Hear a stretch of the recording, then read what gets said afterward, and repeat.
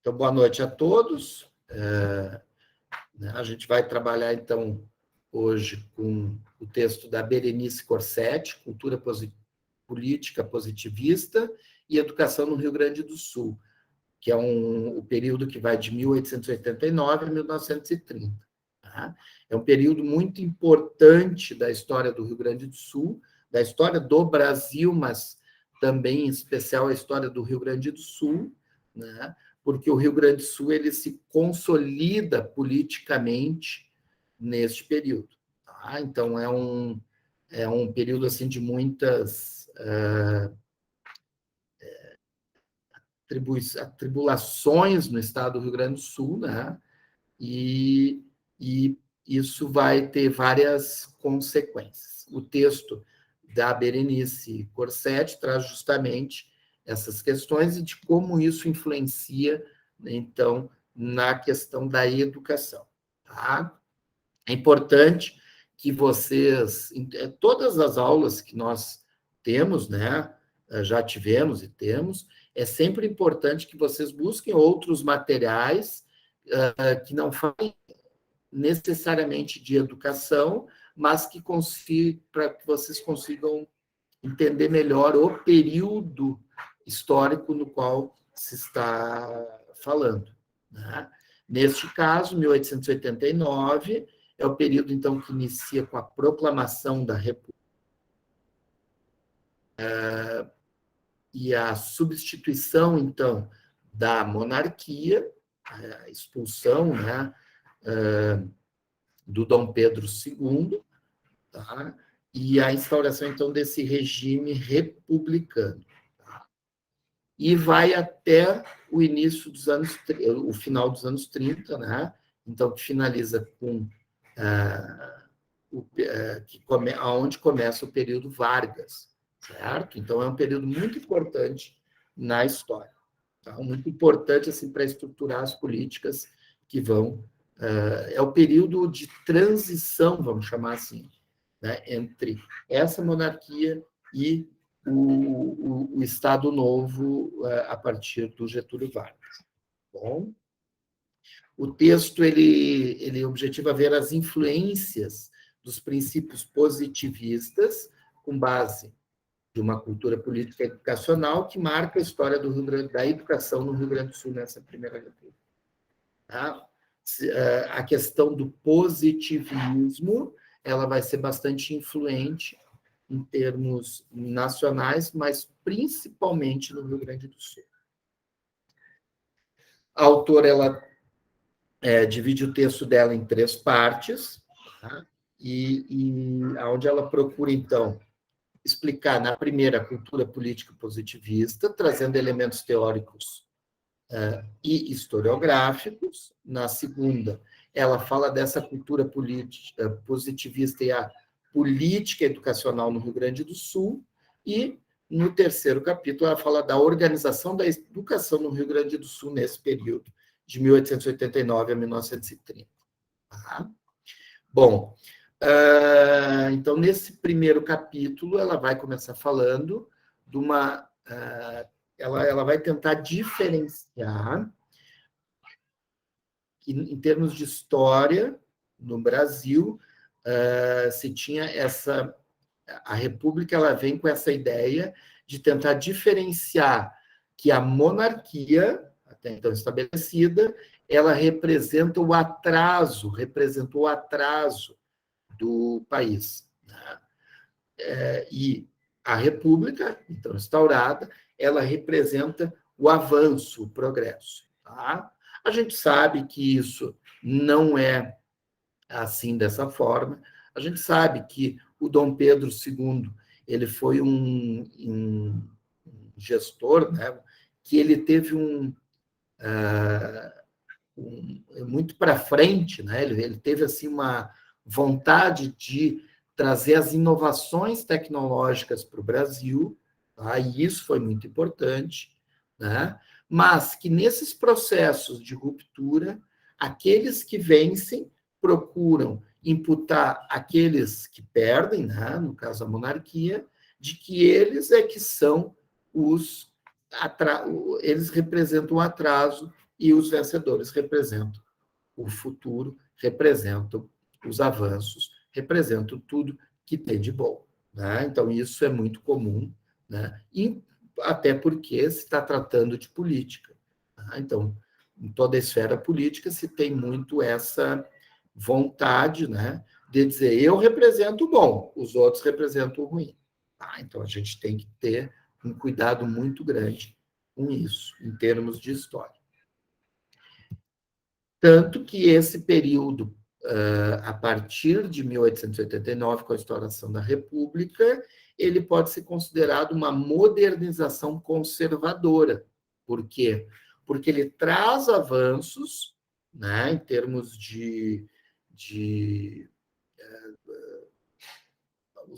por exemplo, de abrigar tecnologias que vêm sendo desenvolvidas no mundo, mas, ao mesmo tempo, ele não é um período em que se quer grandes transformações da ordem social e econômica. Como vocês bem sabem, em 1888, até 1888, ainda estava vigente, né, a questão da escravatura.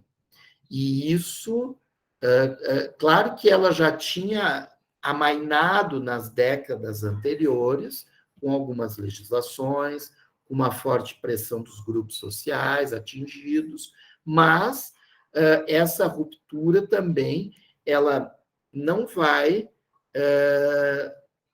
como é que se diz, do dia para a noite mudar. Tá? Então, em 1888, é decretado o fim da escravatura, mas os atos pejorativos contra esses grupos marginalizados, eles vão permanecer ao longo das décadas seguintes, certo? Não há uma mudança drástica, não é porque acabou a escravatura que esses grupos sociais passaram a ter uma vida melhor. Não, não foi assim. A gente vê isso até hoje, esses reflexos, né, de grupos sociais, por questões étnicas, ainda bastante pressionando a sociedade por maiores espaços e conquistas socioeconômicas. Né? Um percurso ainda muito difícil e ainda há muito a se fazer. Tá? Bom, essas transformações estruturais do século XIX, né, elas não são isoladas, mas elas integram um contexto marcado pelo avanço da economia mundial. Tá? Os países ocidentais, como um todo, eles já vinham promovendo, eles já vinham sentindo os efeitos dessa revolução, vamos dizer assim, econômica e cultural e social, advindo, então, dessas transformações econômicas. Tá? A gente está falando aqui da questão da Revolução Industrial, tá? Que começa lá 1,5 séculos antes, 2 séculos antes, né? Com o crescimento das cidades, com a ampliação do número com a transformação do artesão para um modo econômico produtivo em massa, né? Com um maior comércio interno, tá? E externo. Tá? Então,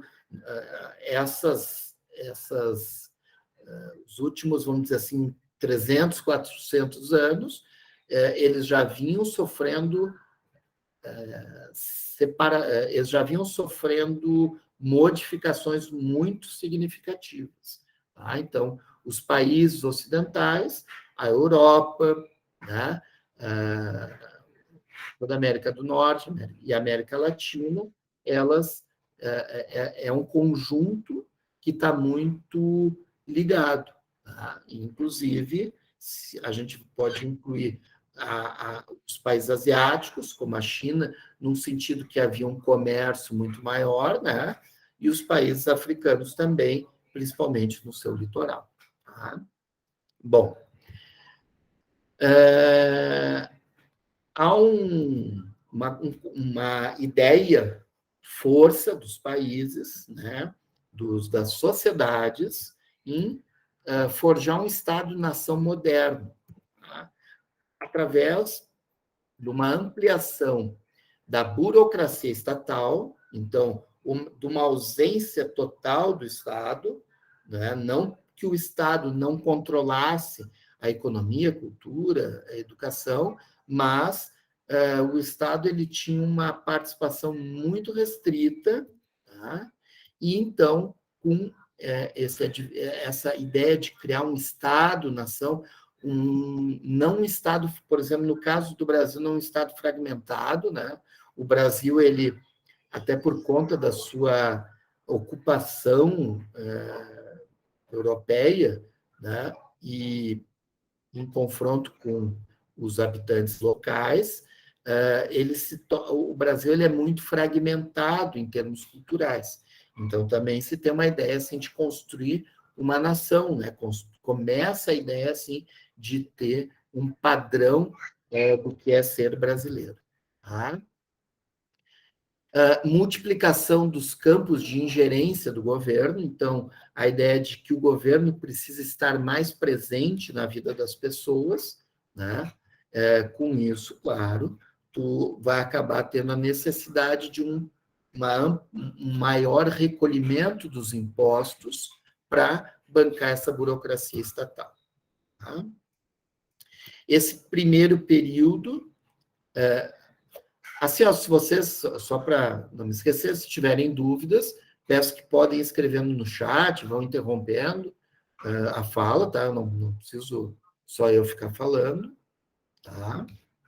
Bom, esse primeiro período, então, ele vai ter uma influência muito grande dos republicanos paulistas, tanto que ele vai ser nacionalmente conhecido como período do café com leite, né, onde paulistas, que representam o setor do café, da cafeicultura, junto com os mineiros, que representam, então, esse setor dos laticínios, eles têm uma política de permanência no poder, de alternância no poder, né? Então, uma hora o presidente paulista, outra o mineiro, para poder permanecer, então, no poder. Tá? Então, essa influência dos republicanos paulistas, mineiros, ela vai trazer uma nova ordem liberal, né, aliada ao coronelismo e do voto ao cabresto. Cabresto, desculpa. O que é essa nova ordem liberal? A concepção de que, ao mesmo tempo, o Estado ele precisa estar presente na vida das sociedades, mas também as pessoas precisam ter a liberdade, né, para fazer os seus negócios, fazer as suas escolhas. Tá? Isso é uma influência direta do liberalismo inglês.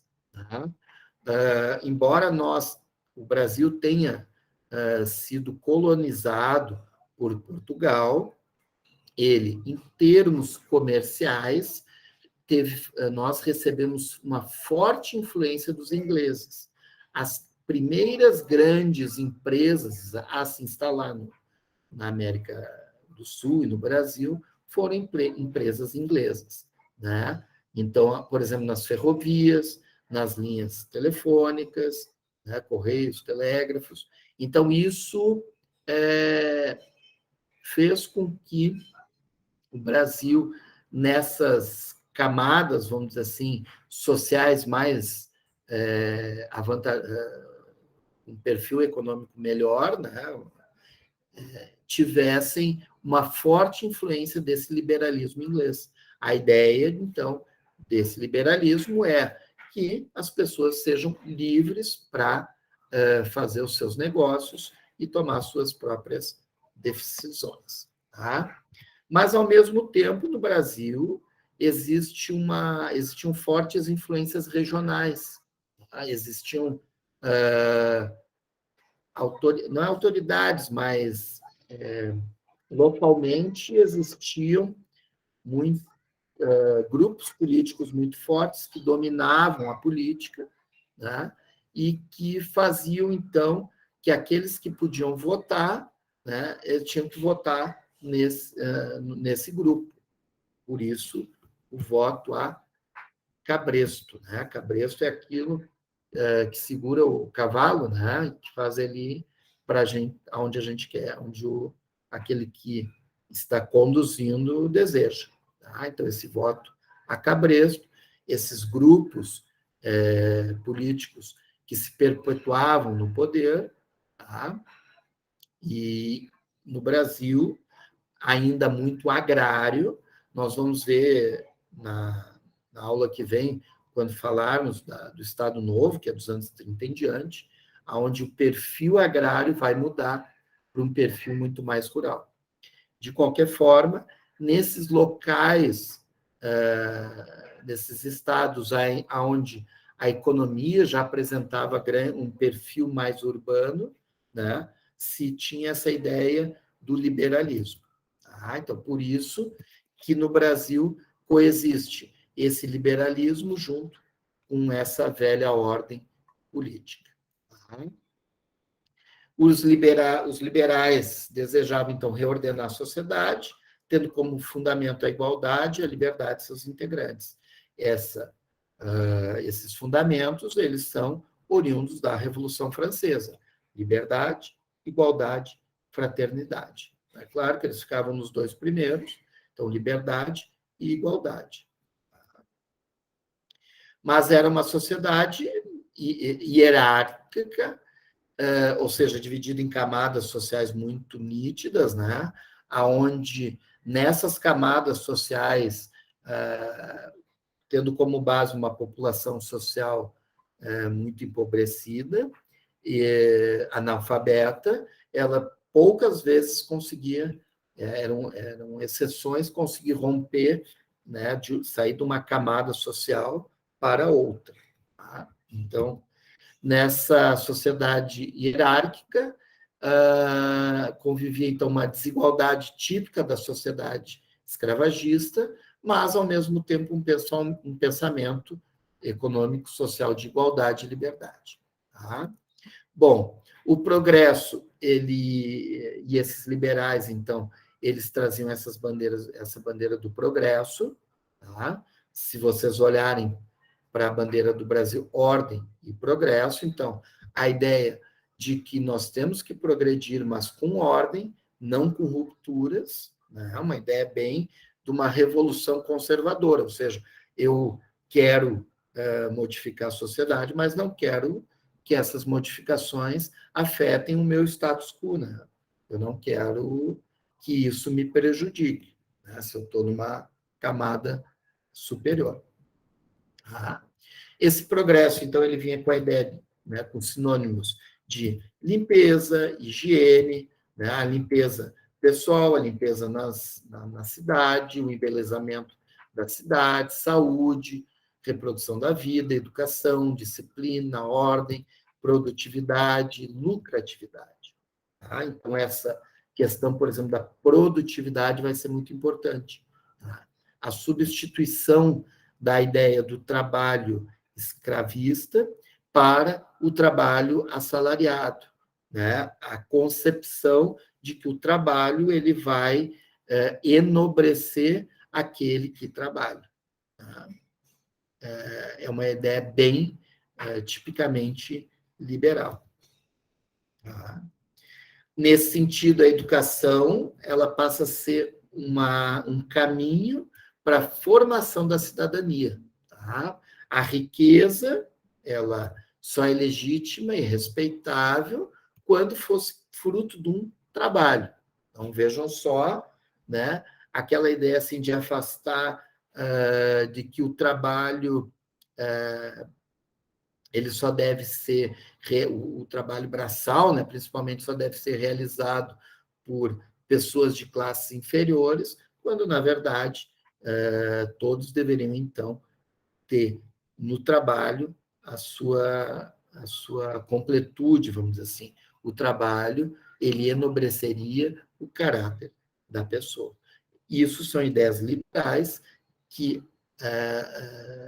estão na base desse pensamento ideológico. Tá? Não quer dizer, de forma alguma, que isso que seja um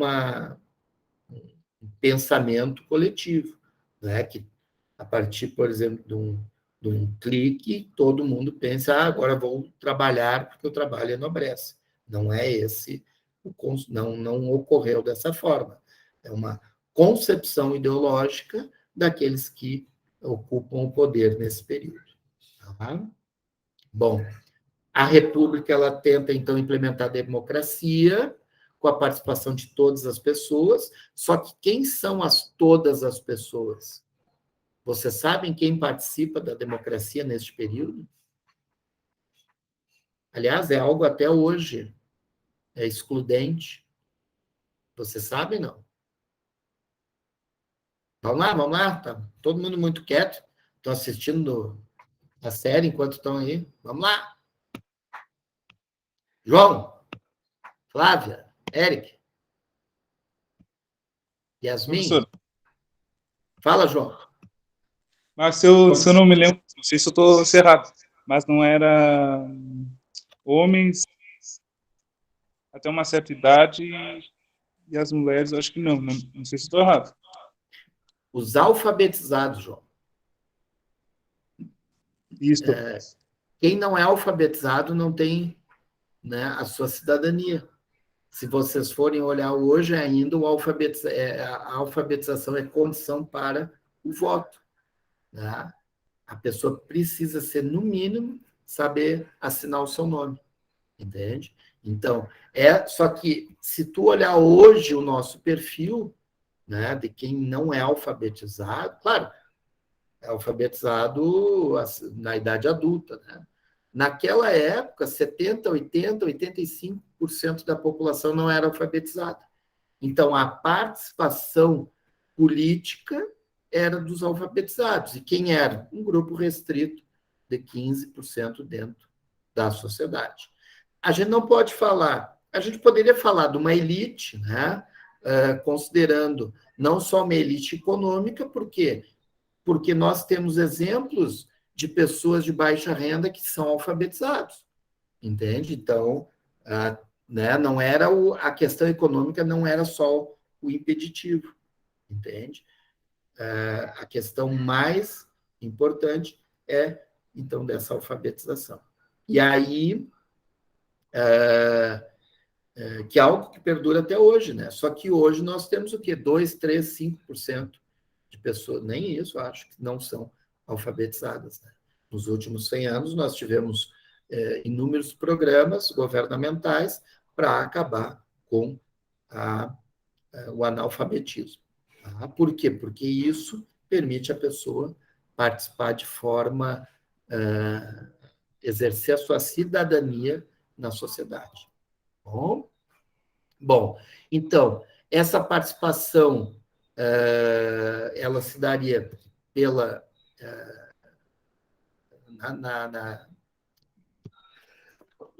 desculpe, essa para almejar essa participação, a pessoa, né, trabalhando, ela teria também a possibilidade de ter uma educação, né, de possibilidade, porque para exercer o trabalho, também, principalmente nas cidades, né, tu precisava o trabalho braçal. Ele, por certo, era, sim, o que tinha que mais empregava, mas as pessoas, aos poucos, precisavam se alfabetizar até para entender as ordens que vinham. Né? Por exemplo, imagina um trabalhador com uma saca de arroz, ele precisa vamos carregar aqui, descarregar o caminhão, mas eu preciso que alguém anote quantas sacas tem. Né? Se eu não sei nem anotar, então eu preciso ter pessoas que saibam. Né? Então, aos poucos, essa ideia de trabalho com educação, ela vai se fortalecendo. Tá? Esse era o caminho, então, para viabilizar o acesso à riqueza, às riquezas da sociedade. Tá? É uma construção ideológica republicana que transforma, então, o trabalho em ato enobrecedor por excelência. Bom, a educação ela deveria ocupar um lugar relevante nesse projeto político republicano. Tá? Formar um povo com aptidão para governar-se e o gosto pelo exercício da liberdade. Uma formação da consciência nacional, uma união dos indivíduos em torno do Estado e um exercício político e cidadania. As pessoas, elas precisavam introjetar essa ideia de que, para uma vida melhor, eu precisaria me esforçar em prol da coletividade, né?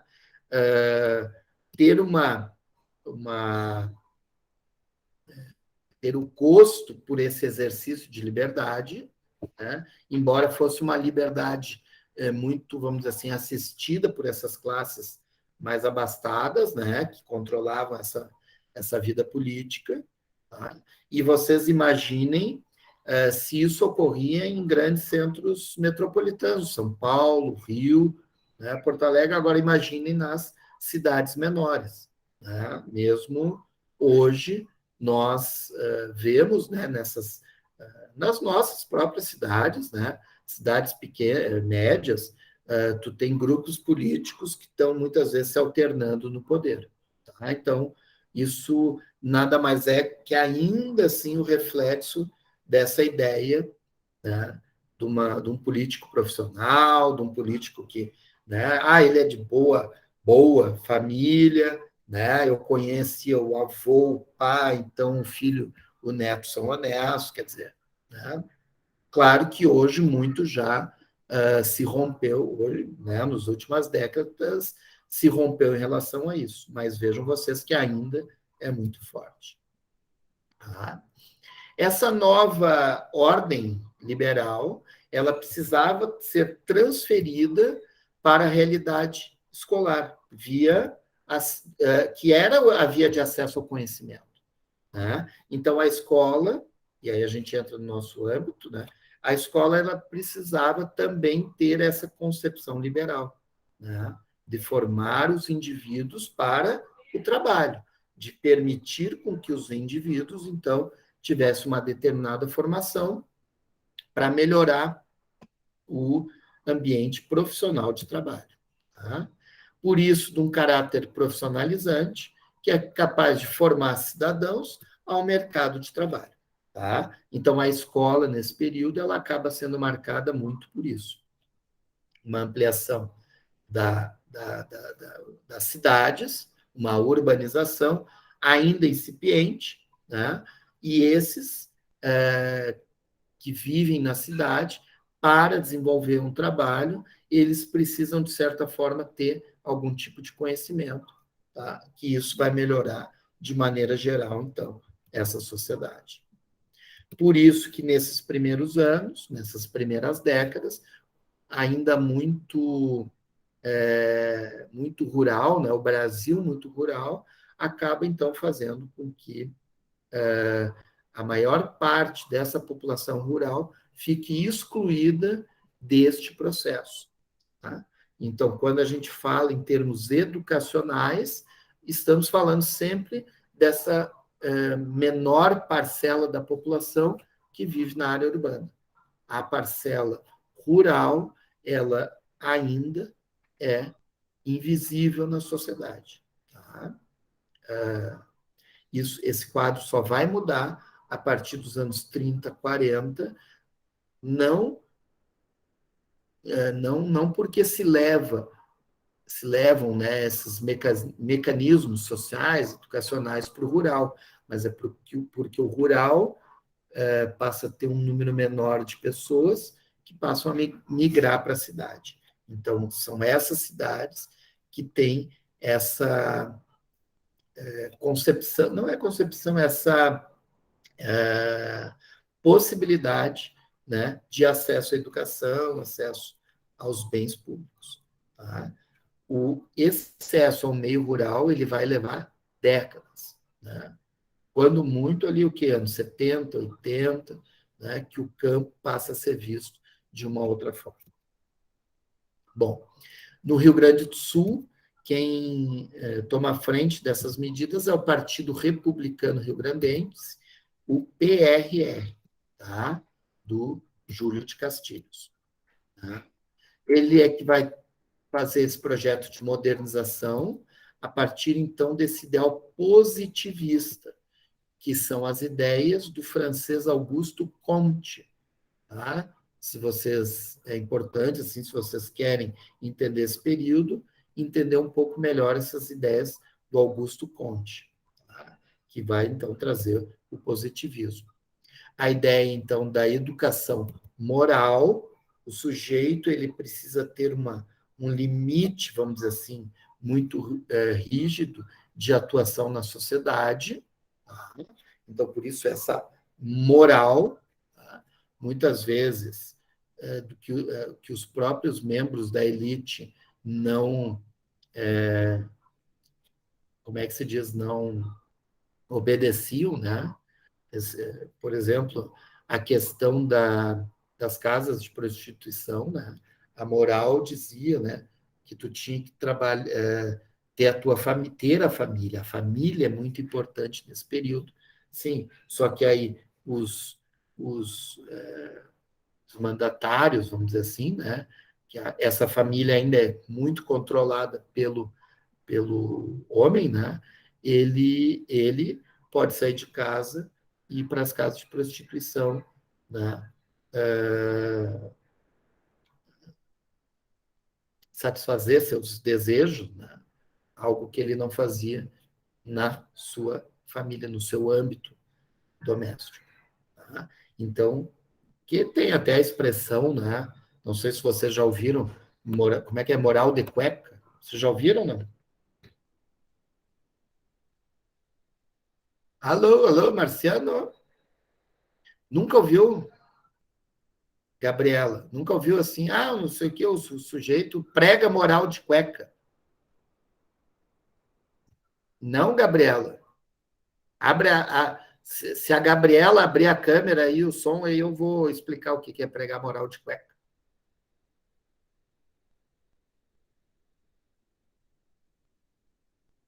Tá, então, abra a câmera aí, alguém abra que aí eu explico.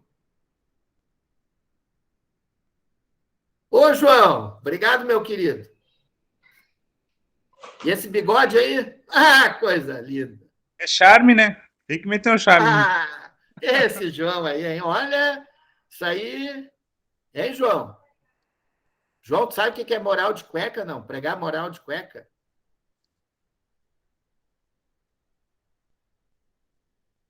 Não sei, não sei, não sei.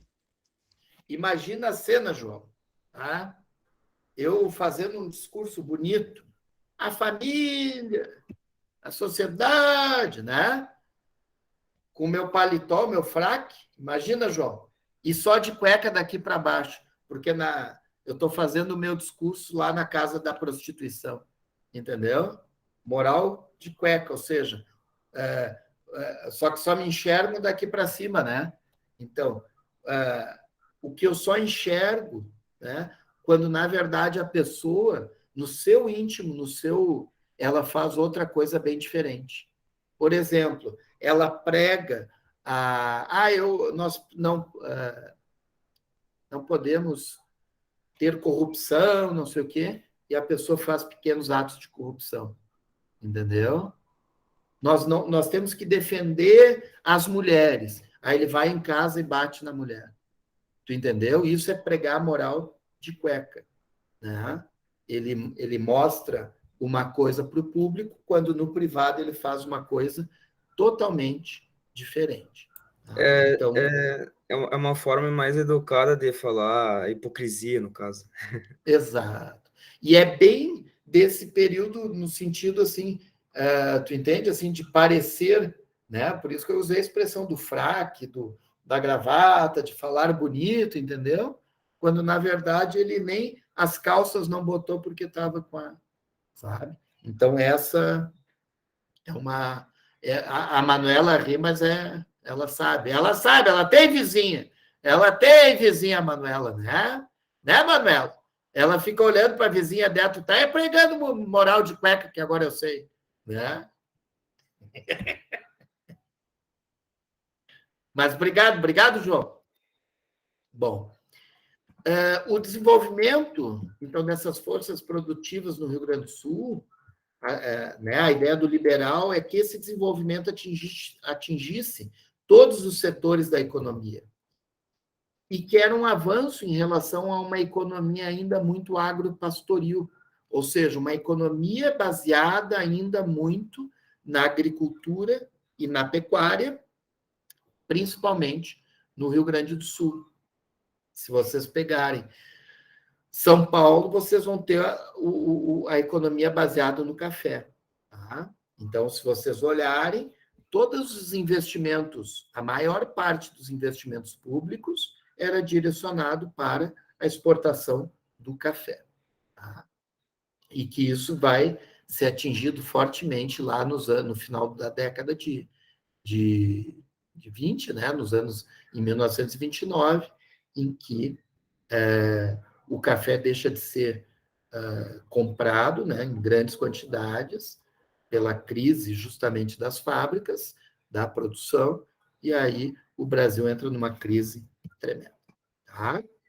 Bom, no capítulo 2, ela vai falar, então, da cultura positivista e política no Rio Grande do Sul, vai falar, então, do que essa ideologia pregava, né, o que essa ideologia buscava se afirmar em termos de educação. Uma liberdade de ensino das profissões, né, supressão dos privilégios escolásticos ou acadêmicos, uma liberdade em termos de laicidade, tá, e gratuidade do ensino primário, ou seja, era necessário separar o ensino público do ensino religioso. Então, né, se tem os liberais, eles são muito fortes nesse sentido, né, de separar esse ensino que era feito de forma conjunta dos ensinamentos religiosos com ensinamentos acadêmicos, tá? Uma instrução mais popular e um ensino técnico profissionalizante, ou seja, a ideia de fomentar com que aqueles que frequentassem a escola, eles tivessem um determinado aprendizado que servisse para o mundo do trabalho. Então, é muito comum, por exemplo, neste período, ter aulas de marcenaria, técnicas domésticas. Eu, na 7ª série, eu tive aulas de técnicas domésticas. E achei maravilhoso, claro. Né? A gente pequeno, mas qual que era a ideia? A gente saber fazer uns biscoitinhos, não sei o que e tal. Tive aula lá de marcenaria. Né? Isso que foi em 70, já tinha mudado muito. Né? Já nem era mais essa ideia dos anos 20 e 30. Mas para você ter uma ideia de como isso ainda permanece, né, nessas influências. Tá? Bom, ela destaca alguns instrumentos dessa política de modernização do Estado. Expansão do ensino público primário como ação fundamental do Estado. Tá? Então, é necessário que o Estado construa mais escolas, né, para atender cada vez mais a população. Né? Ora, se tu fala dessa expansão, quer dizer que a maior parte da população não era atendida não tinha acesso à escola. Né? Quem é mais velho sabe.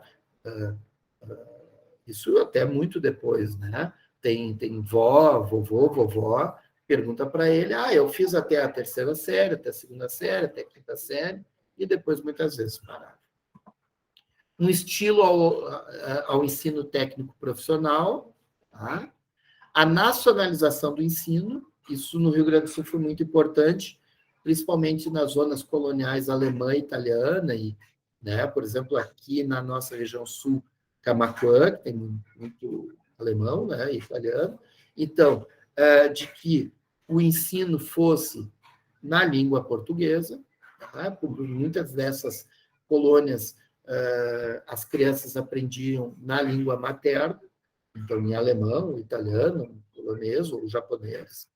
Tá? A escola também como um instrumento de política de saúde preventiva e assistência social. Isso é algo que perdura até hoje, né? Então, são nas escolas que se fazem as grandes campanhas de saúde. Por exemplo, aprender a escovar os dentes. Tá? Pode parecer uma coisa básica, mas é na escola que se cobra. A professora, de certa forma, ela cobra dos alunos com que eles saibam e venham com o dente escovado, né? Venham com banho tomado, venham com a roupa limpa, tá? Venham, então, com hábitos de higiene. Tá? É na escola, por exemplo, que vai se implementar uma alimentação que muitas vezes não se tem em casa. Né? Como é que é o nome? A alimentação, né? Por exemplo, a criança chega, ela não traz nada de casa. Ou então a escola começa a fornecer um café, um almoço, né? Se é à tarde, mesma coisa, um café, uma comida antes de voltar para casa. Em muitas regiões, ainda hoje, esse é o único alimento dessa criança. Né? Então, as mães e os pais, né, e mães que têm uma condição, vamos dizer assim, mais miserável, eles preferem mandar o filho para a escola porque lá o filho já vem alimentado. Então, isso é uma política de saúde e assistência social. Tá? Então, isso é o papel da escola para isso é bem típico deste período. Tá? O envolvimento das municipalidades. Tá? Então, os municípios, apesar de ser uma política vinda de cima, os municípios eles tinham que se envolver. Tá? Por exemplo, se vocês pegarem a divisão que está na Constituição, os municípios, educação básica, os estados, a intermediária, o governo federal, o ensino superior. Tá? Embora possa haver estados com ensino superior, municípios com ensino médio ou o estado com ensino fundamental, né? O que se, a partir desse período que se fez foi muito isso, de que os municípios tinham que desenvolver e investir. Uma centralização administrativa e uniformização pedagógica. Os ensinamentos, eles precisavam ter uma certa centralidade. O que se ensinava para as crianças precisava ser comum. Não poderia ser cada escola ensina o que quer. Então, tu começa a ter uma padronização desse ensino. Essa padronização, por exemplo, se vocês olharem hoje, a distribuição dos livros escolares, livros que passam por avaliadores do MEC. Então, se ensina a partir deste livro, mas este livro ele traz um conteúdo comum a todo o país. Tá? Então, essas coisas que hoje a gente vive têm fundamento, muitas vezes, lá no início da República. Um controle pleno do ensino público, né? Então, os gestores precisam controlar, precisam saber o que está acontecendo, e uma liberdade à iniciativa privada. No Brasil, tu tem essas possibilidades. Então, tu tem o ensino público, mas quem quiser ofertar ensino particular, pode ofertar. Tá? Então, ele tem a liberdade de assim fazer. Na escola, se ensina ou se procura formar as mentalidades, né, para essa ideia da modernização, essa ideia de que as pessoas elas têm que trabalhar, progredir. Por quê? Porque é isso que está na base dessa ideologia liberal e positivista. Tá? Tranquilo até aqui? Quem entrou agora? Pessoal, vocês não são muito de participar, né? Tá bom, fico falando aqui sozinho. O Eric, então, não fala nada, assim, eu estou só vendo a cara dele ali, né? Hein, Eric? Olha aí, e a Yasmin? Também nada. Nada, nada. Nada. Bom, pelo menos no meu caso, eu sou da computação, né? A gente é mais quieto mesmo. A aula geralmente é mais calada. Então tá, Eric. Obrigado aí pela participação. Bom, o terceiro e último capítulo, ele vai falar, então, na organização da educação no Rio Grande do Sul. Tá? Ele é uma característica do Brasil, uma característica do Rio Grande do Sul, né? A partir, então, do Júlio de Castilhos e depois do Borges de Medeiros, é a Constituição Estadual que estruturou um Estado autoritário e centralizador, a partir dessa ideia do positivismo. Tá? Também trabalhou com o orçamento, tá? Implementando instrumentos legais que possibilitassem a modernização do Estado. Tá? Então, uma ideia ainda muito incipiente, tá? Essa ideia de ter uma base legal muito clara, né? De como as pessoas deveriam agir, tá? Ter uma economia muito bem estruturada, né? Para poder fazer, então, esse controle estatal sobre a sociedade. Tá? Nas escolas, e é isso que ela destaca que é importante, esses regulamentos e regimentos internos vão ter uma perspectiva intervencionista do Estado em relação à educação, vão trazer princípios e objetivos do ensino sintonizados com o projeto liderado pelo Estado, vão trazer uma organização do ensino marcada pela separação dos saberes, né? Matemática, português, tá? Não aquele ensino interdisciplinar, que depois até se vai tentar, né? Mas uma separação muito rigorosa, né? Então, a aula de letra, a aula de fazer conta, né? Então, isso, aula de moral e cívica, né? Essas divisões muito fortes, um controle disciplinar, tá? Então, a criança que vai na escola, ela deve ser obediente, deve cumprir as regras, tá? Ela deve, vamos dizer assim, ter uma série de atributos, tá? Porque esse controle disciplinar, ele vai ser necessário a adequação dos indivíduos ao modelo de sociedade que está sendo, então, construído. E, por fim, a escola, então, vai trazer, vai ter muito presente para ela, que ela está formando cidadãos e preparando para o mercado. Tá? Por final, ela fala de algo muito interessante, que são os conselhos escolares, tá? Que hoje até, inclusive, existem, né? Uma outra perspectiva, assim, vamos dizer assim, muito mais de aconselhamento e acompanhamento do que de se fazer uma, vamos dizer assim, uma interferência na escola muito plena. A escola, ela sempre tem a sua autonomia garantida. Os conselhos escolares é um acompanhamento do comportamento moral e civil dos professores. Tá? A seleção de professores nessa época, ela até esses tempos rolou, eu até podia ter achado, ele traz uma série de um padrão, só para vocês terem uma ideia do que eu me lembro que eu vi, a professora ela não podia, como é que está escrito lá? Ela não podia namorar, né? Ela tinha que ficar solteira. Tá? Vejam só, então ela não podia casar, ela era quase que um celibato para o padre, né? Ela não podia, ela do joelho, ela tinha uma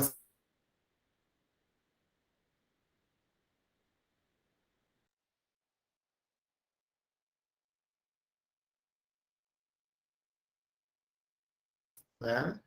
E poderia, inclusive, chamar a atenção da professora. Tá? Esses conselhos faziam os exames da escrituração, a matrícula, a frequência, a disciplina escolar, né?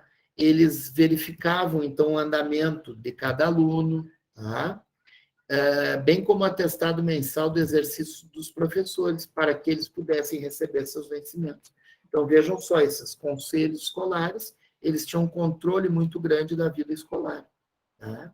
E depois foi tendo uma separação da gestão escolar e dos conselhos muito mais como uma contribuição, muito mais como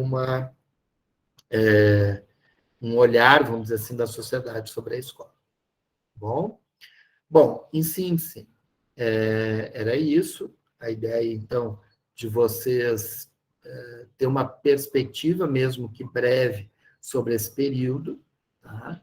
Para vocês é muito importante, porque ajuda a situar, vamos dizer assim, como que as coisas nascem, né? Às vezes a gente não sabe, assim, mas então, tu vê o conselho escolar é antigo, né? Tu vê, por exemplo, os professores, eles tinham um certo padrão, ainda hoje, né? Um professor, ele não pode, imaginem vocês, tá? Hoje vocês são jovens, uns mais jovens que outros, né? Vocês estão num curso de licenciatura, por exemplo, de química, de física, de matemática, de letras. Imaginem vocês como fazem um concurso para uma prefeitura ou para o estado, né? Ou mesmo são contratados para uma escola particular. Segunda-feira, vocês têm que trabalhar, e aí vocês passam domingo fazendo festa, né? Viram à noite e chegam para dar aula lá, todo, né? Vou abrir alas que eu quero passar, sabe? Então, isso não é um exemplo, né? Para as crianças. Aí vocês pensam assim, mas da onde que vem essa moral em cima dos professores? E por que também, ao mesmo tempo, o professor ele ainda é visto, né, como alguém dentro de um parâmetro social muito elogiável? Vem desse período, né, de conformar, então, a figura desse professor a uma certa moral na sociedade. A moral deste período, ela é muito forte e ainda nos atinge fortemente. Por hoje era isso. Fico aberto aí para quem tiver dúvida, quiser fazer alguma colocação. Me permitam encerrar a gravação. Tá?